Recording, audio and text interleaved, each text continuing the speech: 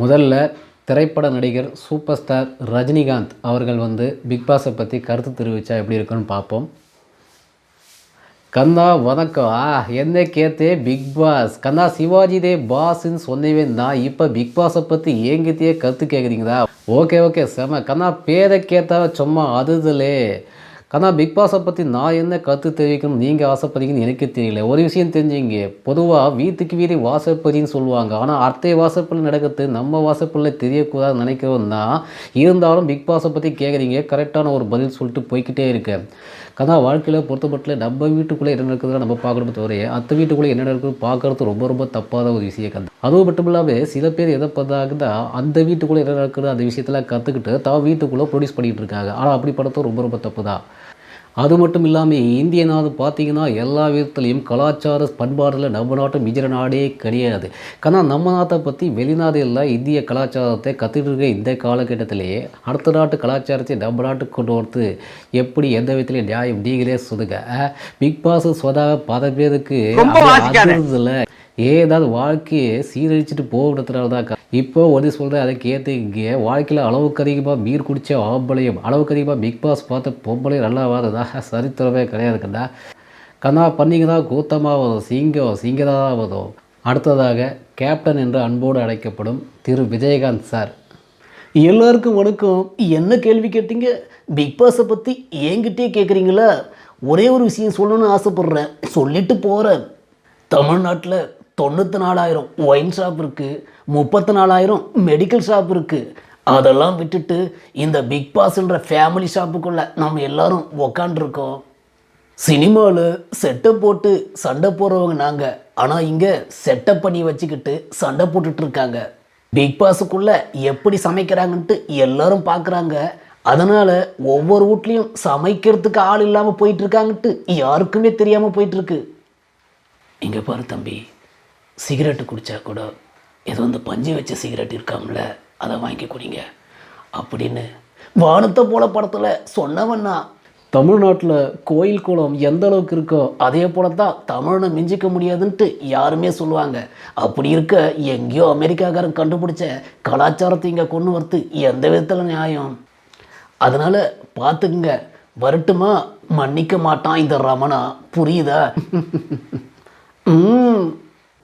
அடுத்ததாக ஆன்மீகவாதி திரு கிருபானந்த வாரியார் சுவாமிகள். அப்பா முருகப்பெருமான் என்ன கேட்டீங்க? அப்பா முருகப்பெருமான் பிக் பாஸை பற்றி ஒரு கேள்வி கேட்டீங்க. பிக் பாஸை பார்க்கணுமா வேணாமா என்று எங்கள் அப்பா முருகப்பெருமான் சொல்லியிருக்கான். The truth words. உலகத்திலேயே பெரிய பாஸ் யாருன்னு பார்த்தா எங்கள் அப்பன் முருகப்பெருமான். எங்கள் அப்பன் முருகப்பெருமான் தான் உலகத்திலேயே பெரிய பாஸ். அப்படி இருக்க பிக் பாஸ் எல்லாம் தேவையா? அதுவும் 100 நாட்கள், 100 days, தமிழில் 100 நாள் சொல்லுவாள். அப்படிப்பட்ட ஒரு ப்ரோக்ராமை நீங்கள் பார்க்கறது நல்லதா என்று கேட்டால் நான் எப்படி சொல்லுவேன்? நீங்கள் தான் அதை முடிவு செய்ய வேண்டும். You decided. நீங்கள் முடிவு பண்ணுங்கள். அறுபடை வீடு அப்பனுக்கு. பிக் பாஸிலும் ஒரே ஒரு வீடு. அதை பார்ப்பவர்கள் வாழ்க்கையிலும் சுடுகாடு. நம் வீட்டில் என்ன இருக்கிறது நம்ம அப்பன் முருகப்பெருமான் நமக்கு சொல்வதில்லை. அடுத்த வீட்டில் என்ன இருக்கிறது என்பது நாம் எப்படி பார்ப்பது? பொழுதுபோக்குக்கு தமிழில் கலை. பிக் பாஸை நீ பாட்டு தொடை. அடுத்ததாக திரைப்பட நகைச்சுவை நடிகர் திரு சுருளிராஜன் சார். என்னப்பா கேட்டீங்க?